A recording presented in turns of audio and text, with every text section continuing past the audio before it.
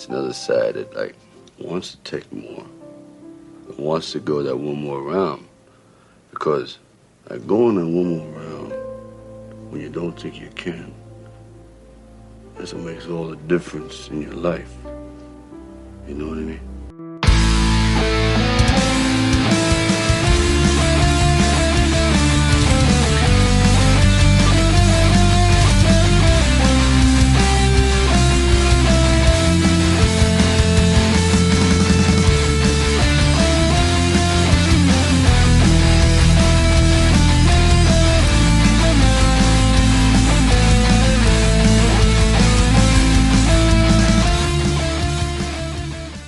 Welcome to another episode of One More Round, the Rocky Series podcast. I am your host, Ryan, and I do not have my co-host with me today, Katie and Kyle.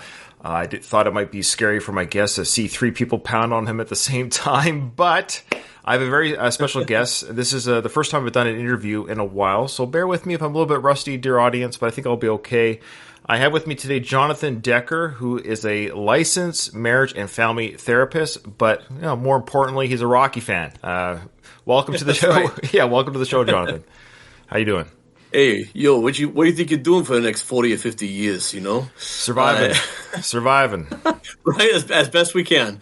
As best we can. Nice to be here. Thank you for having me. Well, thanks for agreeing to come on. I will just say I do a Rambo podcast as well. So if anyone's a true Sly fan, they're coming to watch this interview because of your fan base, and they're coming to this interview, but they happen to be Rambo fans. I just want to plug that I have a Rambo podcast called It's a Long Road, the Rambo series podcast, and both the Rocky and Rambo podcasts do the same thing. I'm breaking down the movies one scene at a time in order. Each season is the next film in the series. And I invited Jonathan on to the Rambo podcast because I've had rotating guests. That's the kind of the deal with that one. Every episode's a different kind of creator, content creator, podcaster has come on that show. And you're like, gee willikers, I sure like Rocky a lot more. And I'm like, well, I said I like Rambo, but I love Rocky. That's fair. And I would, and honestly, like, if you're wanting to have someone on for like a mental health perspective, the richest film is First Blood. Like, yes. I could talk about First Blood if you want to have me on. The sequels, some of them are a bit more 80s cheese awesomeness, and then early aughts cheese awesomeness, but First Blood has a lot of meat there. But who doesn't love Rambo First Blood Part 2 as one of the best just fist pumping action movies Absolutely. Ever made, right? Yeah, well, if they don't like that, I don't want them watching this show. Go away. If you don't like Rambo First Blood Part 2, we don't need you. No, I'm just joking. That's well, maybe we will. I would like to have somebody talk about the mental breakdown in that final scene. But you know what I mean? Like some of the Rambo sequels are more just kind of fun, awesome action movies. But First Blood is a really rich drama. I mean, it's powerful. And so if you wanna invite me again, I'd say yes. Okay. Well, I will. That will happen. Let's just say that. So we'll save the Rambo and the psychology behind the Rambo character for a discussion on that series. So there's a teaser. Okay. So I'm glad that you came on to this show because there are questions that I will have for you with your background.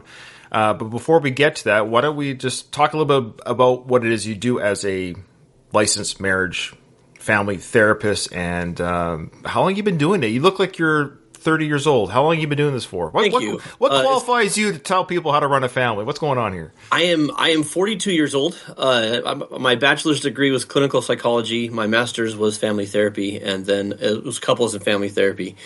And I've been doing counseling for 15 years now. This will be my 15th year since I saw my first clients. And I specialize in dealing with anxiety and depression and trauma in conjunction with a relationship. Okay. My thinking is that if someone goes to therapy and they're getting help for just them, they go home and then they still got to deal with whatever's happening at home. And what's happening at home can undo what happens in 1 hour of therapy versus a week at home. And so I prefer to get the family involved. And so that's my area of expertise. But I've taken it to YouTube. Some of you may know me from hi, I'm Troy McClure. You may know me from. Well, I was going to get to your YouTube channel. You were going to get to that. Oh okay. yeah. So don't worry. But I kind of want to hear who you are outside the channel and your first. Yeah. I'm a husband. I'm a biological father of 4, but a father of 5. I have a stepson from my wife's first marriage. Great. And this last year, because I was preparing an episode about Rocky for our YouTube channel that we'll talk about in a second. But in November, all of my kids and we watched all 6 Rocky films and both Creed films. Because I was doing research for work, Sure. and that's my favorite thing here. I'm just gonna move my camera for just a second so I can grab my power cord. Yeah, we don't want you to die on us. We just started. I've got a trauma clinic called Mended Light that I run and operate with my wife, and I'm an author. I've got a background in acting and stage comedy and other things, but. Yeah. So I want to talk about. I dabble. Well, that's great. Yeah, I'm just a ham and egger, so this is great that you've agreed to come on the show and to come on the podcast. I do want to talk about your channel. I noticed you have 2 YouTube channels. So why don't we talk first about the one that you do? I think you do with your wife, called Mended Light. Is that right? Yeah. So Mended Light is trauma focused, but it's also healthy relationship focused, and that's where I review a lot of TV shows. I look at them through the lens of psychology, and so TV shows, trauma work, relationship work, answering people's questions, things like that. That's the Mended Light YouTube channel. Okay. And then the other one is, yeah, go ahead. Well, I was going to ask which one before. Well, the other one. Let's just say the other channel you do is quite successful. What? I have a theory why. I know why. I should say I know why, because Mended Light sounds like it should be maybe as big as Cinema Therapy, which is your other channel. But why do you think there's such a discrepancy between the 2 channels as far as maybe subscriber count goes? Mended Light is doing very healthy. It's got a good subscriber count, but the Mended Light is meant to be more, I guess, more intensely clinical. Okay, I see. I mean, people go to Mended Light because they're looking for the undiluted, and I don't mean that to disparage Cinema Therapy, but Cinema Therapy is very much edutainment. Cinema Therapy is my buddy and I. He's a filmmaker. I'm a therapist. It's like Siskel and Ebert meets Mr. Rogers, and we talk about mental health and psychology and healthy relationships through the lens of our favorite film characters. And the idea is to make it fun and engaging so people don't actually feel like they're learning. And so nobody wants to learn. You learn by accidents. That's the best way to learn. Yeah, so it's 2 different channels, 2 different purposes. With Cinema Therapy, it's meant to be like the channel is on the business side. Cinema Therapy, the channel is the moneymaker, right? Sure. Whereas with Mended Light, the channel is meant to be kind of it's meant to help people in and of itself if they can't afford counseling, but it's also meant to be kind of a funnel for if people are looking for counseling. Then the channel serves that purpose of, okay, it introduces them to our work, it introduces them to what we do. And so I'm very proud of Mended Light. It's had a lot of growth in the past year. It's got we earned our silver play button on YouTube for Mended Light last year, and we earned our gold play button for Cinema Therapy. So it was a big year for the 2 different channels. Was that just this past year? Those milestones happened just this past year?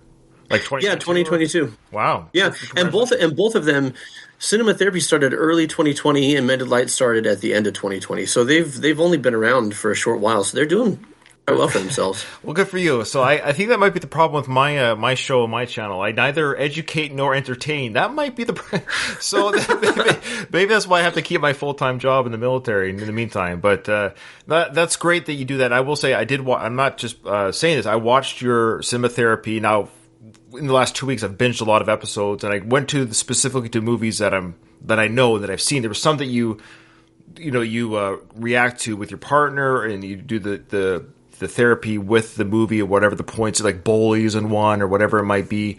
And what I liked about of course, the movies I've seen, as I started watching, of course, a handful of episodes, I saw, what it is you do and how it is you go about it.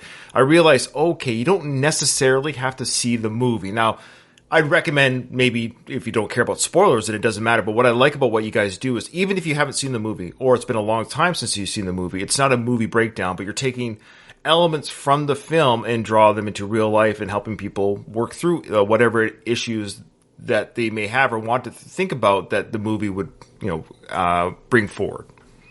Right. The idea is not that movies are reality. Obviously, they're not. But sometimes movies get it right, and usually they get it right in like a really condensed form.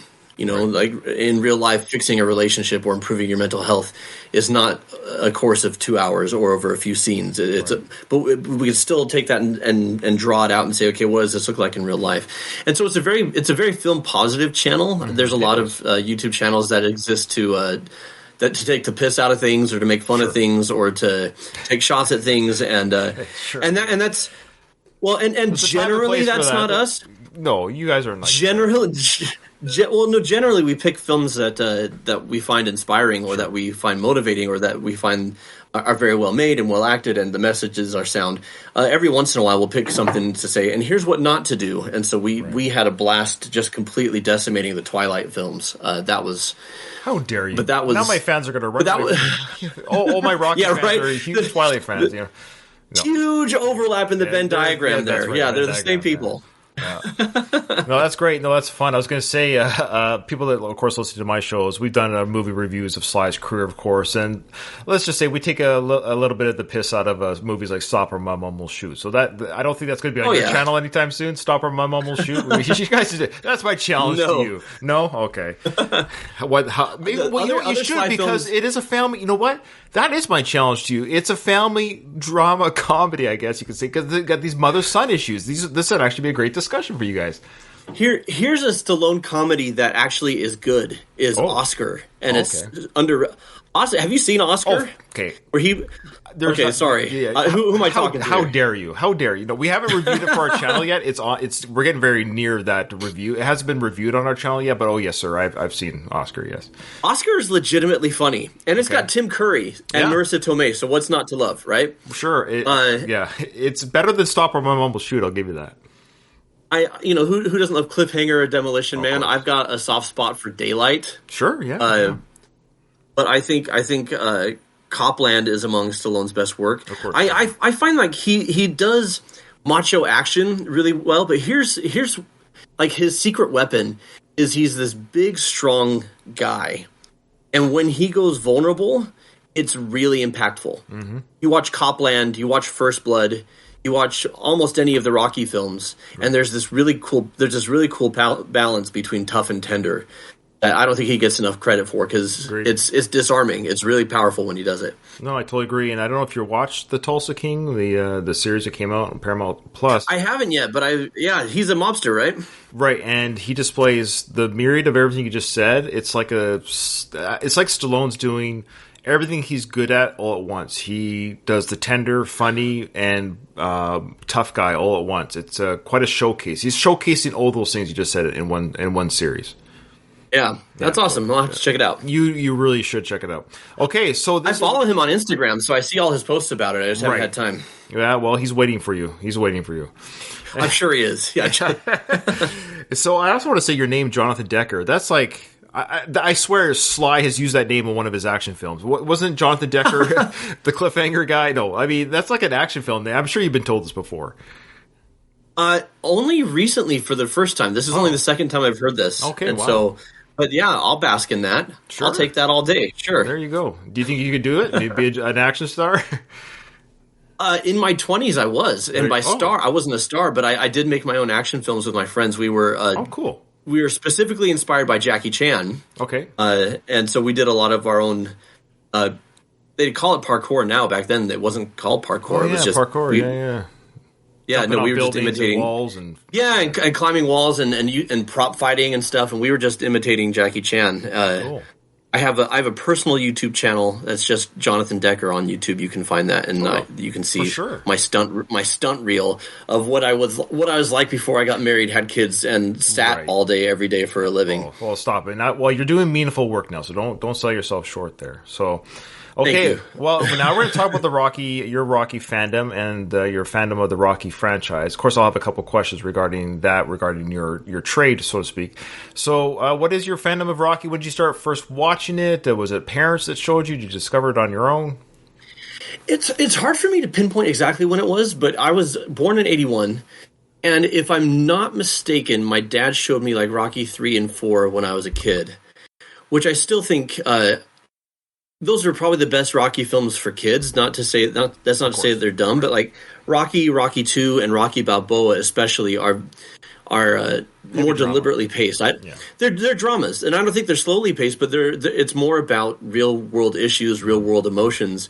Whereas if you're a kid, you can connect with Clubber Lang is a bad dude and he's got to go down, right? You can connect with Hulk Hogan, you connect with Ivan Drago. There's a beautiful simplicity to those films that makes them really easy to digest as a kid. Yeah, and so I got into Rocky. Sorry, 3 and 4 are the first and really the only films where there's a real villain, so to speak, in those first 6 films where they're truly a bad person that Rocky has to beat up. Whereas Apollo was not a villain, and neither was Mason Line Dixon and Rocky Balboa. He wasn't a bad guy. It's just, but parts 3 and 4 were they were legit bad. And I guess Tommy in a way, but he's more of a fallen soldier, so to speak, than a bad person. He just got Well, Tommy's not a villain. Tommy's just a douche. Yeah.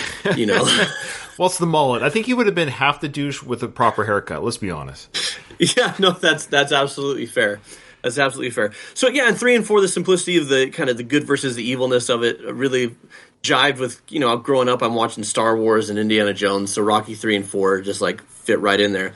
I think it was as a teenager though that I went back and started with the first one, and you must fell in love with just how they're like, whoa, oh my gosh, this is Rocky. Yeah. Well, I think my dad tried to get me to watch it, and I was bored to tears when I was a child, and then I watched it as a teenager with, you know, some sort of mental maturity, and it was poignant and powerful and inspiring and all the wonderful things. You know, and so then in high school, when I'm doing high school sports, football, basketball, track, and then later I kind of transitioned out of football and basketball because I had a lot of injuries and I just kind of got into cross country running. But I was always holding a cassette Walkman with my Rocky mix. Nice. Right? And I had to switch hands because if you run like 3 miles with one hand, your forearms get sore, so you got to switch it. And when we're at a basketball camp, I remember where I was at basketball camp and Rocky 4 was on, like we had cable and Rocky 4 was on TBS, and so we would watch Rocky 4 to get psyched for our workouts and everything. And that was the biggest thing. I mean, all through high school was Rocky was my motivation to get in shape and stay in shape. I mean, I think for a lot of people, fitness is a huge inspiration from Rocky because it's those damn training montages, man. They're amazing. And you want to believe that you can get off the couch and be a bum and then not be a bum anymore.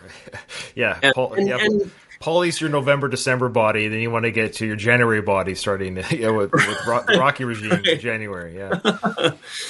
And, you know, my first girlfriend in high school, I knew she was good to date. I did a Rocky litmus test. And back then, like, I was all about Rocky 2, and I still am. I think Rocky 2 is way underrated. Yeah, probably. But I don't know why I skipped Rocky and just took her straight to Rocky 2. But I wanted to see how she felt about it, and she loved it. I'm like, okay, we're okay to date. Like it was that serious. You are kindred spirits, my friend. I did the same for my lovely wife. I did the litmus test. I made her sit through the whole series because if she didn't like the Rocky films or thought, what is this hogwash, or kind of scoffed at it, like, I think it's very telling. Put it this way, I've never met a mean person. Sorry, Put it this way, anyone who likes Rocky has never been a jerk. There's a direct correlation between those two, I found. Yeah.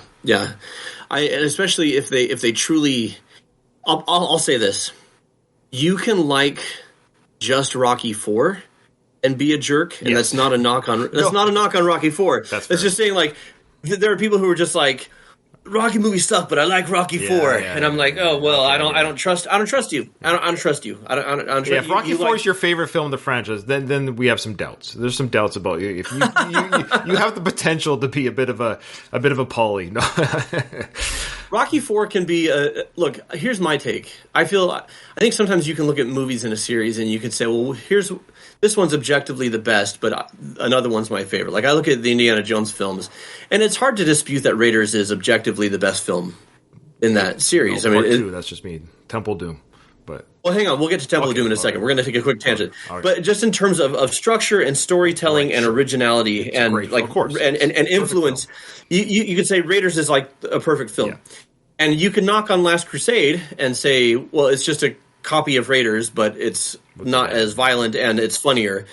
But Last Crusade is my favorite. Okay. Even though I don't think it's the best one. That's fair. Because it's got so much heart and it's so funny, right? It's great. It's great fun. It's great fun. It's the most fun of the films, yeah.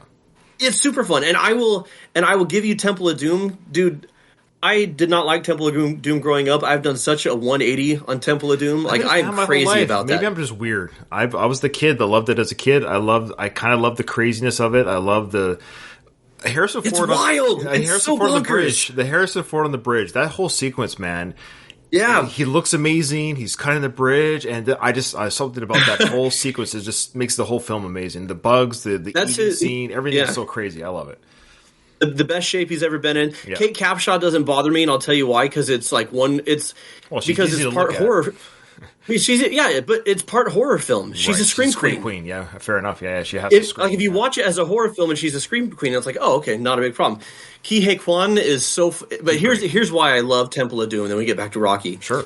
It is especially situated as like a prequel to Raiders. Yeah, I love how it's arbitrarily just out of nowhere we've made a prequel. Yeah.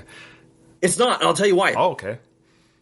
We're gonna do a whole cinema therapy episode on this, but I'm gonna spoil it for you right now. Well, sure. Yeah. Indy in Raiders, he's gone from somebody who took advantage of Marion and was kind of a callow jerk to someone who actually apologizes to Marion, and he's fully committed to archaeology and preserving the sacredness of relics, and he's genuine hero in Raiders. Okay. In Temple of Doom, he's the scoundrel who hooked up with Marion and broke her heart. At the beginning of Temple of Doom, he's a Tomb Raider who associates with gangsters, who breaks the law time and time again, and he's kind of a shallow jerk. I mean, he gets to the village and not completely, he honors their customs and stuff, but he doesn't want to get involved. And the only reason he gets involved is fortune and glory. He has no aspirations of saving anybody. Or he's get in, get the stones, get out. Interesting. I've never actually watched it in the actual time order. I'm going to do that one day. You know when Belloc says to him, "You are just it'd only take a nudge to make you like me. Like I'm a shadowy reflection of you." At the beginning of Temple of Doom, Indy is basically Belloc. Oh. He's got a little bit more heart. He looks after Short Round. He's not a complete awful person. He cares when people die, but he's not a hero. He is a Tomb Raider who's out for fortune and glory, and he goes into the temple, they pull out the heart, and then they all leave, and he swings down there, he gets the stones, and he has them in hand, and he's gonna leave, and he hears a whip and a child screaming. And he turns and he looks at it, and Willie and Short Round are like, Indy, come on, get out. And he looks at them, and you could see the wheels turning, and he's gonna leave, and then he decides to go investigate. He throws the rock, he gets imprisoned, right? The whole thing where he drinks the blood, it's like 20 minutes, it's a straight up horror film. And then when Short Round brings him back, and he says, Indy, I love you and everything. And then he says, and then Kate Capshaw said, Willie says, let's get out of here. And then he says, right, all of us. Oh, yeah. And the moment when the kids are being like whipped and pushed, and then like it pans up and you see just the silhouette of Indy and he's ready to kick ass. You know what I'm talking? You know the one I'm talking about. I know the movie very well. I just never considered how much of the character really. It's interesting. Indy's arc goes from selfish treasure hunter, Tomb Raider, to genuine bona fide hero who returns the stones and saves the children, and he goes from someone who Belloc recognized as being almost just like him to a legit hero who is nothing like Belloc, and that carries through the rest of the series. Interesting. Temple of Doom is the truth, man. It is an amazing film. I love the film, but I've actually never watched it with that arc and order. I might just, in preparation for the 5th film coming out, because yes, I'm going to have to see it in the theaters, I'll watch it in the order of Temple, Raiders, then Last Crusade. I think I'll do it in that order for sure. Yeah, that's awesome. Yeah, but if you pick any of the original 3, then you haven't picked a bad film for your favorite indie film. No. Okay, so now let's go back to Rock. No, don't. Whatever. Who cares, right? This is great. I suspect there is a Venn diagram crossover between Rocky fans and indie fans. Because it's the same kind of look. We're in the same age bracket of films. These are our childhood memories. Right? Macho 80s, awesome movies. Yeah, sure, awesome. Yeah, we love Harrison. Okay, question about Adrian and Rocky's relationship. You're a family therapist. How would you describe their marriage?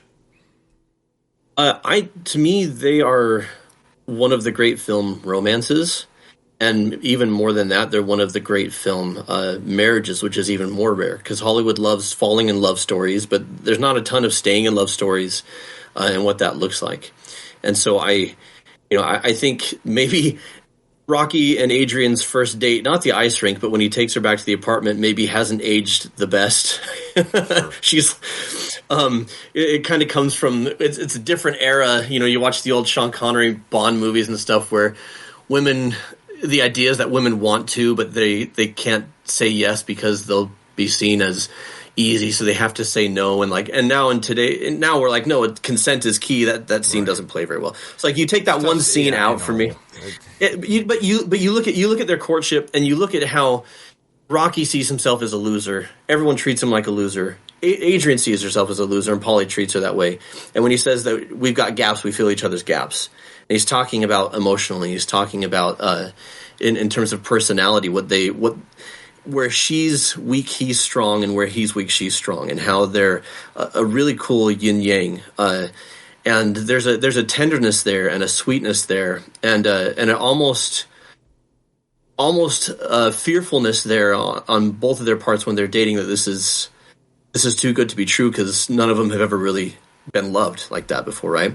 And so Rocky is freaking beautiful for that. And then you get into their marriage and Rocky too, Adrian, watching that as a kid, as a teenager or as a young person, I'm like, oh, come on, Adrian. Let Rocky fight. I want to see him fight. Why are you holding back the movie? And now I watch it as a husband and as a father and as someone whose body has broken a couple times in different ways. And I'm like, oh, Adrian's concerns are totally valid. Sure. But the way she supports him, the way, first of all, that he's willing to give it all up for her. Right. And the whole some people think the scene in the hospital where he's praying and where he's reading to her by her bedside is slow, but I think that's some of the most beautiful stuff in the entire series. And then when she wakes up and says "win," like who doesn't get the chills, right? That's the best. Yeah, we kind of have to go through that little bit of a mire of a sequence just to get to the win part because it just feels like you're freed, for sure. But that's the thing. Here's the thing: it has to be a long, drawn out, emotional scene, so that win hits as hard as it does. You rush through it. I felt the same way. You ever see the movie Hot Fuzz? Oh, yeah, I love that film. Okay, here's the thing about Hot Fuzz. Most comedies have no business being as long as that movie. That movie is 15 to 20 minutes too long when it comes to a comedy. And and like 2/3 of the way through, it starts to feel like it, right? And it starts to feel like, oh, where is this even going? But when you get to the moment where he's in the gas station and he sees the action DVDs, and then when he finally unleashes like all the action hero stuff and he suits up and everything, you realize that if they hadn't stalled a bit, you wouldn't have felt the rush when it hit, right? All right, nice. So I see it's a deliberate pacing thing. So in Rocky 2, like I think the whole thing at the end, Yo Adrian, I did it, and I think Talia Shire, like. It's just beautiful to me, like those 3 seconds where she just claps and says "I love you" twice. She's just so happy for him. And then you get to Rocky 3, and Adrian's a badass. How'd you get so tough? Like I the whole scene on the the whole scene on the beach is exactly what he needed. It's a swift kick in the pants. I think Rocky 4. In its original cut, does a huge disservice to Adrian. She becomes a shrill nag who is just kind of reverted back instead of being the person who's in Rocky's corner.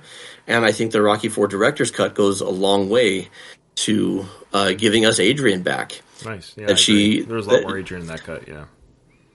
Well, not just more Adrian, but she felt like Adrian, Okay. Even just some of the different edits or the different beats or the different takes they used, she didn't come across as someone who's just saying no all the time. She came across as somebody who, like she had insights into Apollo's motivations that were spot on, and you feel more keenly that it's not that she doesn't believe in her husband. She literally just watched a family friend get killed.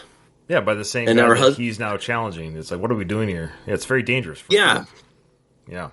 Like I just think all of the Rocky IV director's cut salvaged. Like I'm a huge fan of that cut. Yeah, it's a great cut. I think Rocky IV is, if we're honest with ourselves, we all love it for nostalgia. It's a music video. Mm-hmm. It's a series of montages. Adrian's a shrill nag. Apollo goes out like a chump. He's a Apollo freaking Creed, and he goes out like a chump.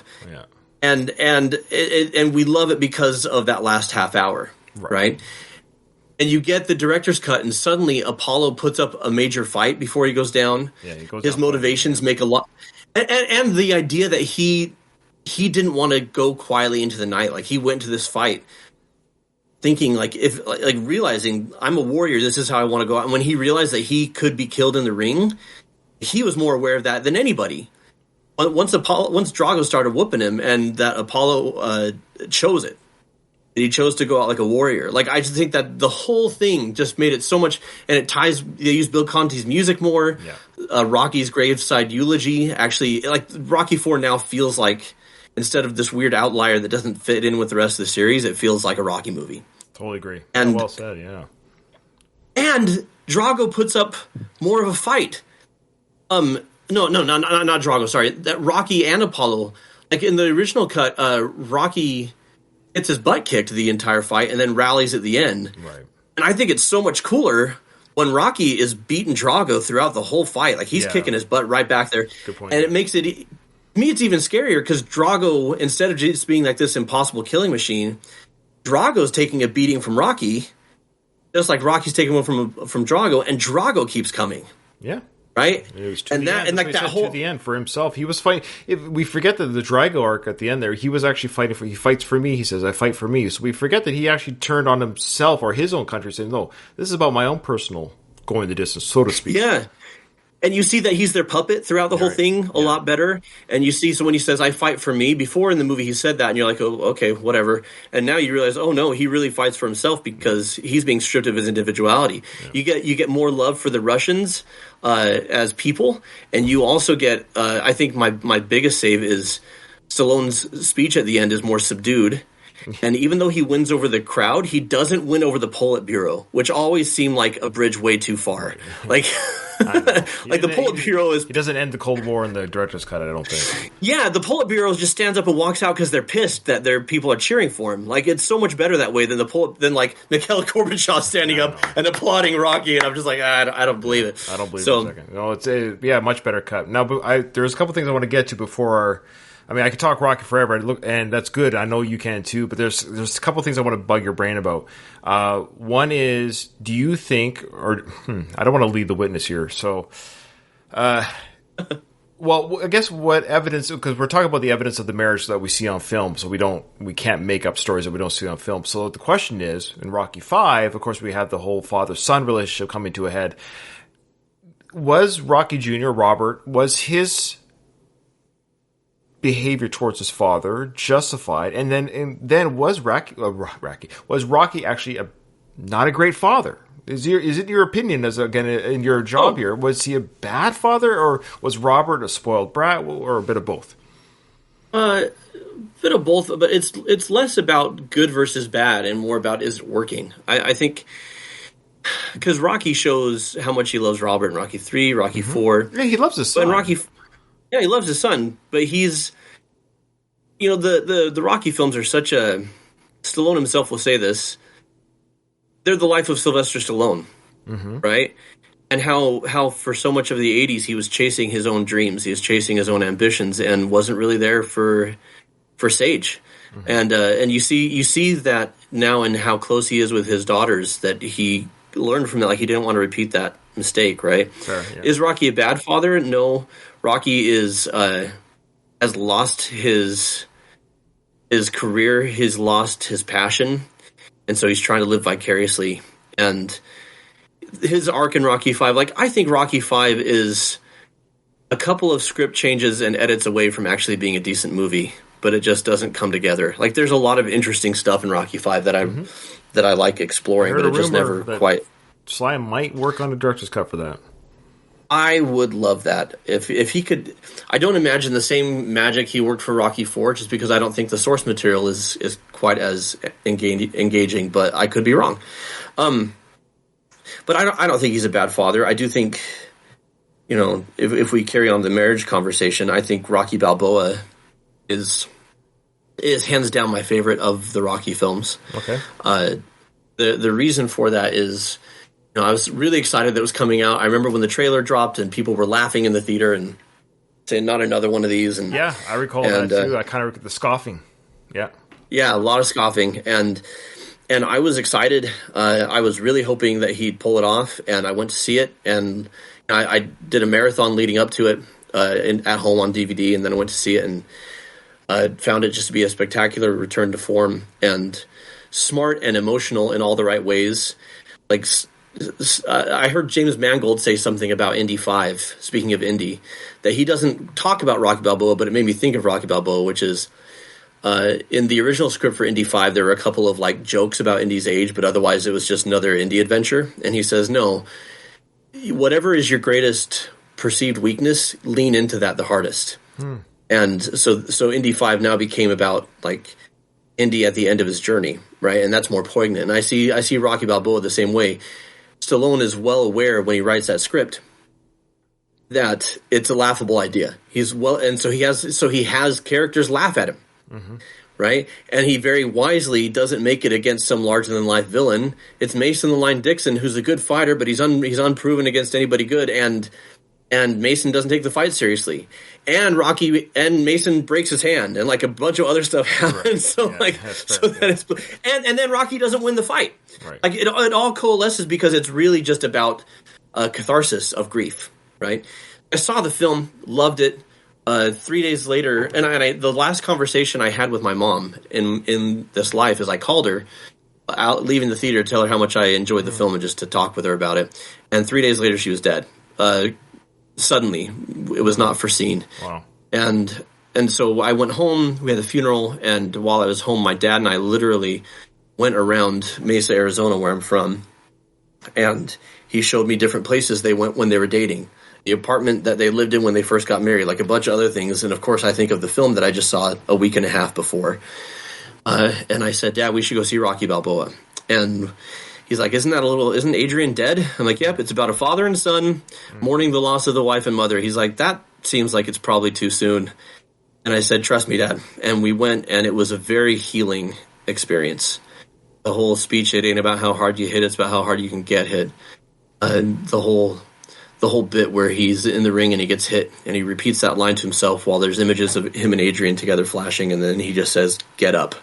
And the crowd is chanting. Like, that was what we needed. And my dad and I went into the foyer of the theater and just hugged and cried as people were walking around about us, and we didn't care.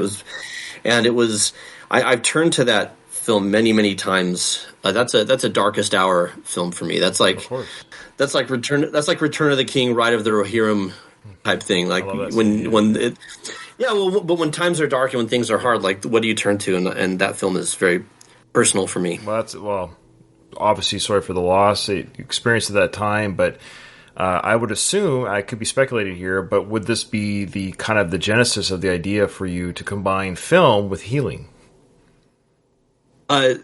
Yeah, I used that film to help people through grief in therapy and in courses that I taught.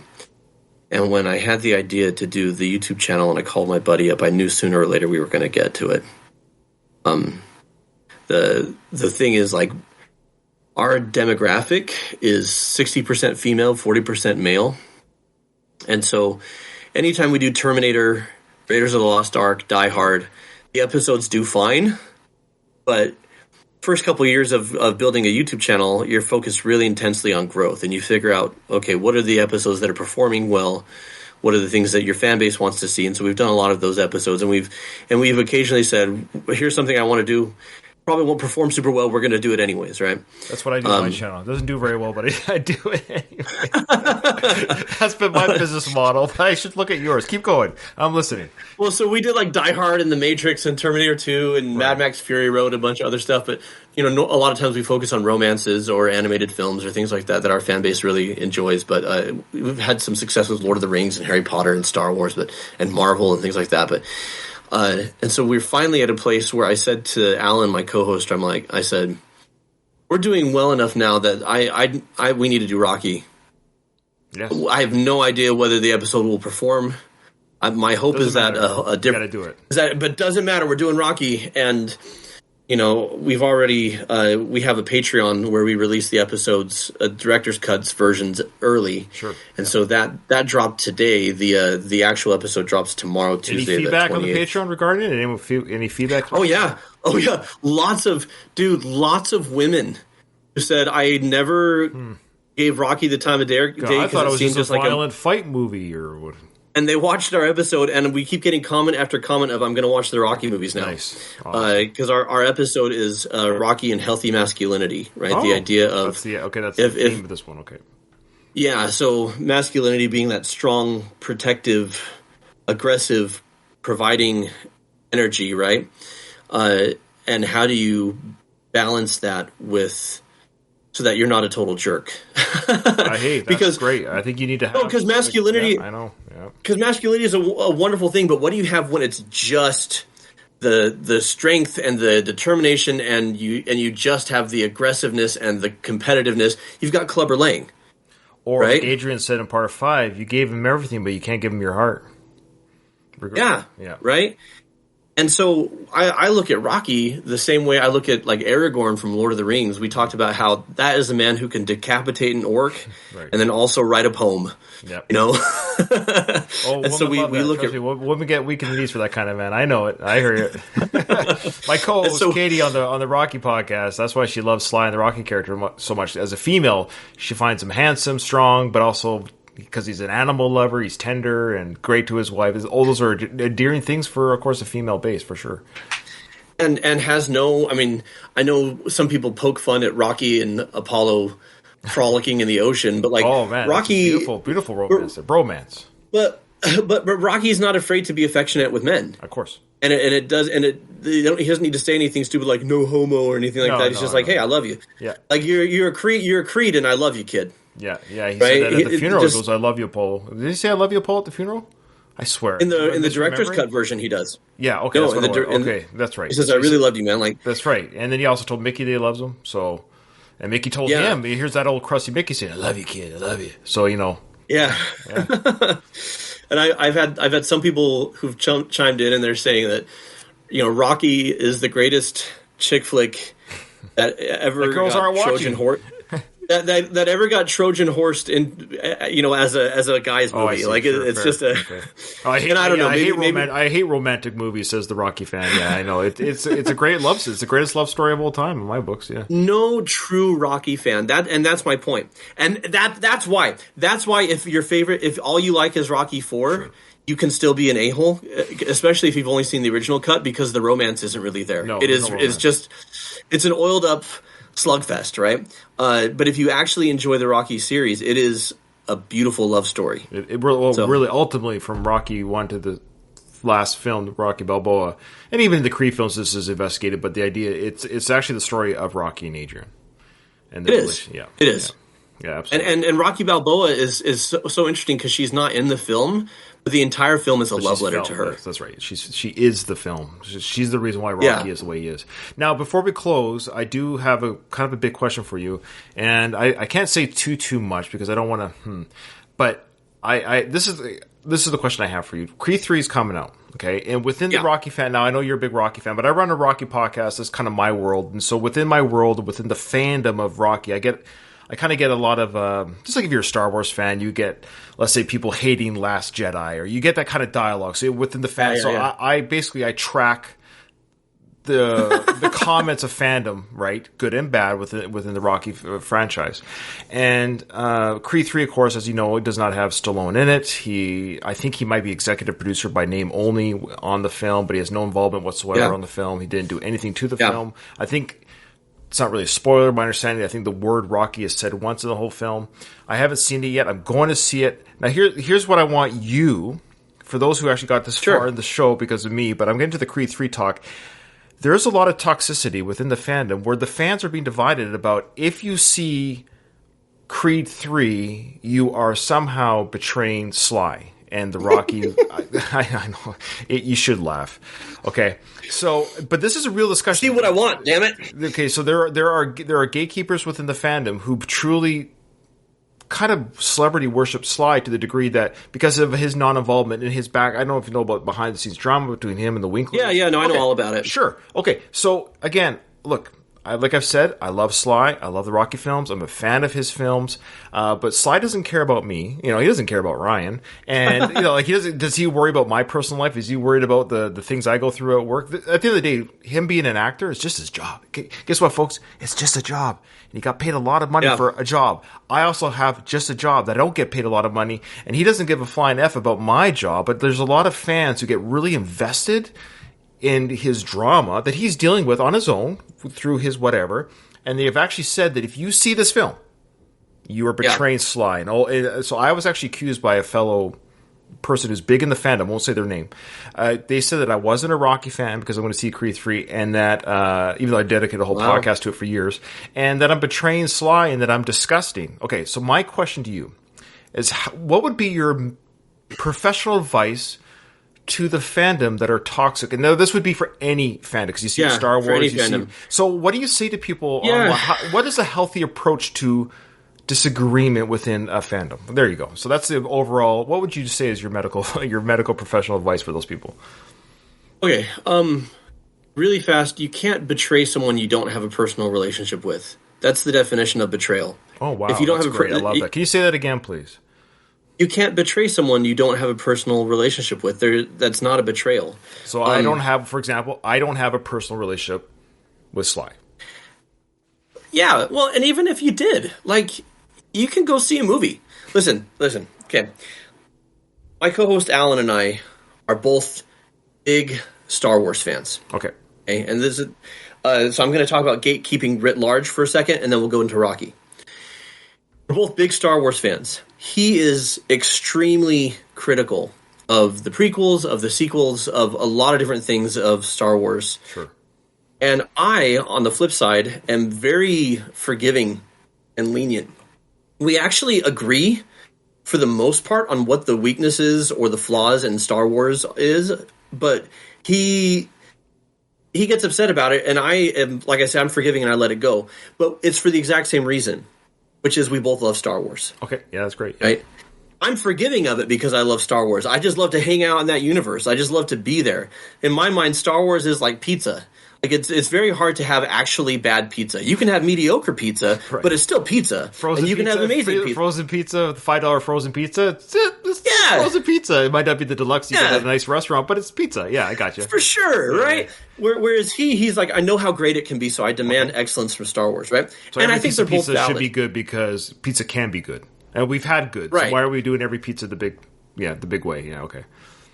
I think pop culture and media, it's important to love things, to connect with things, to be inspired by things. But the fact is, like, nobody has to like all the same stuff. Like, even when we roasted Twilight, we took pains on our show. We took pains to show respect to the Twihards. Sure. And our thing not was to insult the fans, not to insult them as people or their fandom. I specifically said, look, I'm talking about Twilight as a relationship expert. These relationships are toxic. Right. If you enjoy Twilight as a guilty pleasure, enjoy it. Right. Lap it up. I'm not going to judge you for that because I like Fast and the Furious, and this is going to piss some people off, but that's equally stupid. How dare you? It's about family. You're a family therapist. Come on. Fast and the Furious is about family. It's all about family. No. Listen, Fast and the Furious is far more entertaining. Yeah, of course. And far more awesome. But if we're talking about just like storytelling stupidity, like they're equally stupid universes, right? I totally agree. Well said. I totally agree. I know what you mean. But I love Fast and the Furious. Like, people gotta love what they love. And the whole thing about gatekeeping, like, it becomes a personal attack. This is just about life in general now. If I have a position, my identity becomes wrapped up in that position, and I feel like I've arrived at that through logic, and I have an emotional attachment to it. And if someone else has arrived at a different position, I can see that as a threat. It's a threat because does that mean I'm wrong? Does that mean I'm stupid? Does that mean that my position is invalid? No, I can't be wrong. I'm right. They are wrong. They're the enemy. They're stupid. They're blah. And why we do this with pop culture is beyond me. You know, like when people hated on Last Jedi and started sending death threats to. It's my favorite one, by the way. I love it. Absolutely love it. I don't know why, but I love it. Oh no, we can have that conversation. I think it's a different time, but people hated on Last Jedi and they start sending Rian Johnson death threats. Yeah, it's insane. Death threats that he ruined Luke Skywalker. And people are sending death threats to Zack Snyder that he ruined Superman. And I'm sitting here going, if you're going to threaten to kill somebody over a fictional character, it's you who don't understand Superman. It's you who don't understand Luke Skywalker. These characters that you revere are supposed to inspire goodness, and you're going into toxicity. So I look at Rocky, right, and I look at a character who saves it for the ring, but even in the ring, look at him with Mason Dixon. You one crazy old man. You'll get there. Yeah, he doesn't hate the guy. No, it's a great comeback. Yeah, you'll get there. If you're lucky, you'll get there. That's what he could have said too. If you're lucky, you'll get to my age. That's the whole point of existing. Well, it's a comeback, but it's not a mean comeback. No. Like there's a great response. Like, there's affection. I better. Yeah, like at the end, he says, "You're a great champion. You got heart." Like he says that to Mason. Like Rocky is someone who shows respect. Yeah. Even in like the Rocky IV director's cut, like he pounds the rock with Drago at the end. There's all sorts of stuff, and so I look at Rocky. And I think Rocky is a character that's meant to inspire goodness and kindness. Yeah, so it's my pledge or plea to the Rocky fandom. I know in our Facebook group I made it clear that you can have disagreeing opinions about the film. Absolutely, Creed 3 in particular is what I'm getting at. And we've had it, and I've said as long as you disagree about the film and your feelings on the film and don't attack people's opinion, like the person giving the opinion, like you're stupid for saying X, Y, Z. No. You could say your piece, why you did or didn't like so. Absolutely, freedom of discussion as long as you're never attacking the individual. So once we I actually got attacked by an individual. It's like that kind of stings. That sucks. I don't think that's the Rocky spirit to attack the individual. No. You can say, hey, I don't agree with you. I think it's going to be garbage, or I don't agree with you. I think it's going to be great. Great. You can disagree without being hurtful. Is my plea. Yeah, absolutely. Well, and here's what I'll say about Creed 3 and the whole Erwin Winkler and Stallone thing. Stallone was a nobody who wrote an amazing screenplay, and by nobody I mean in the eyes of Hollywood or the world. Obviously, everybody's a somebody, but like he's a nobody. He needs somebody to produce the film.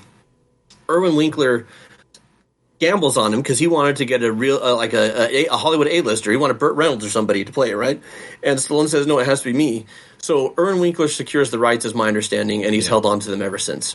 It's like the scene of speaking of Last Crusade where the guy says he chose poorly. I hate to say it, Sly chose poorly in that moment. He was a but here's the thing. Well, no, I don't mean foresight is such. Like in that moment, he did the best he could with the information that he had. And I don't know if he chose poorly because the fact is maybe Rocky doesn't get made unless he plays the way the game is played. It's not successful. It's a bomb. It destroys his career. It was a gamble. Right. Yeah.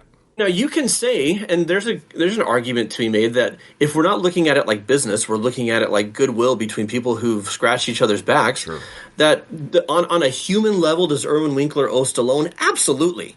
Of course. On a not legal, not business, just like on a human level, Erwin Winkler. He's being kind of stinky about this. Absolutely. And company, like, who even knows who Erwin Winkler is if not for Rocky? Nobody. Of course. Maybe in the 70s. He built that production company. Let's be honest. And so Erwin Winkler, in terms of integrity and like human decency, should he renegotiate with Stallone? Yeah, he absolutely should. Okay, but the other side of this is it's Hollywood, and it's business. It's money. It's always about money. And Erwin Winkler owns the rights. Yeah, and it's really sad that Stallone really can't do anything about it. It sucks. But what I will say about Creed 3 is. I cannot believe how many people who say they love Rocky are not having this conversation. Stallone said goodbye. He did. There's a YouTube video floating around. Your turn, kid, right? He says it's your turn. Yeah. And he reconciles with his son, and he's with his grandson, and Rocky has a peaceful, happy ending. I thought it was after the loss of Adrian. It's beautiful. Yeah. But not only that, there's the YouTube. You can find it on YouTube, or you can Google Men's Health. Stallone says goodbye to Rocky Creed 2, and there's a whole article, and you can see the video where they're filming in the desert, the training montage, and Stallone says, this is probably my last time for Rocky, and I want to thank Ryan Coogler and Michael B. Jordan and all these other people for giving him extended life and the things that we could do together and passing this on to the next generation. And he lit Stallone. I hate to say this because I love Stallone. Yeah, I got you. But he straight up said, I'm done, and now he's being butthurt about it, and he's throwing shade at Creed 3. And I think that's – and I personally think he's. I don't think he's out of line because of the whole Irwin Winkler thing. I mean, I think I read he said, I love Michael B. Jordan. If he wants me in Creed 4 and Irwin Winkler's not involved, I'm there. Yeah. Like, it's definitely... So it's not a Michael B. Here's thing. the thing. Yeah, it's just the No. Winkler situation. Yeah. But even if none of this drama were going on, I watched Creed 2, and at the end of that, I'm like, okay, so Creed 3, Rocky's not going to be in it. Yeah, that's like, that is how... That's that kind is, of a natural progression. Yes! Yeah. And so I'm like, and he's not Mickey. He didn't have to die for it to happen. He got to go off and have a happy ending. And so, agreed. As far as Creed 3, I'm super excited because they did the work to make me care about Adonis, to make me care about Bianca. You know, I care about these characters. I'm excited to see what happens. As long as she doesn't sing in the third one, that's all I ask. Come on. No more singing. No more singing, please. That's a you thing. I'm not gonna say enough of that. I am. I was here right now. I don't want her singing. Like, bring in Frank Stone. That's. Come on, bring in Frank for singing. So look, they want to name drop Rocky, and have his poster in the gym where Adonis is training, and then otherwise just it's 8 years later. He's got Tony's son has been training him. You know, all these different things, and it's. I think I personally have no problem with that. I will have a problem if, like they mentioned offhand, that Rocky died, which I don't think they're stupid enough to do. I haven't seen the film. I haven't watched the trailer yet. I've avoided all spoilers. I haven't watched the trailer. It looks good. I mean, if they do the trailer looks good, and I've heard the reviews are good. I just want to go in blind. I'm going in very blind. Is what I'm saying. Look, this is what people are saying about Rian Johnson and Star Wars, which I'm like you. I like Last Jedi, but a lot of people who didn't said actually Rian Johnson's a great fit for Star Wars if he's working with original characters.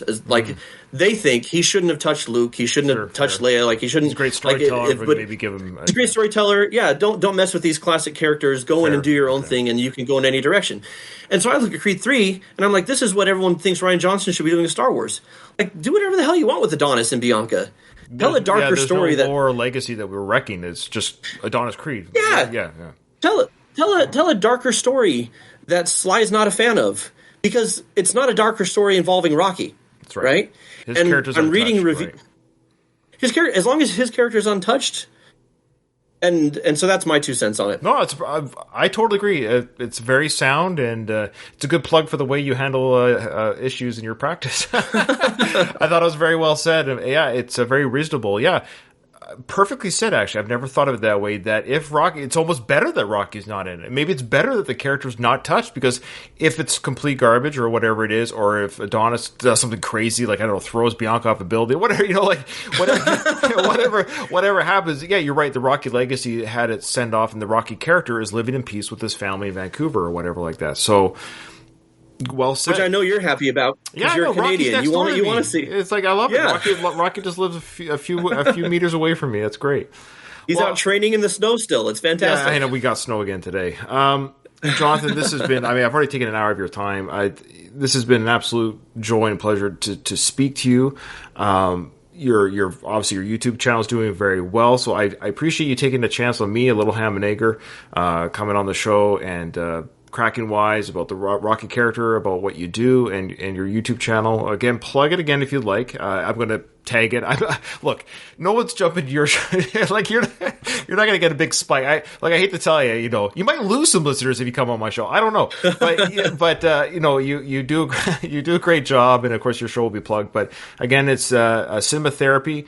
You guys are doing really well. I love what you do, and I'm looking forward to, obviously to the Rocky episode. So I'll be watching that tomorrow. And my goal will be to get this interview out about the same time you release the show, so then people will just see this interview on my channel, and they'll go jump over on your channel, watch the Rocky discussion, which I have a feeling it will do very well. I don't think you have to worry about that. I don't think you have to worry about it doing poorly. Rocky's a well-loved character, and you guys do a great, very good job on your channel. Thank you very much. It's been a pleasure. Thanks for having me. Thank you.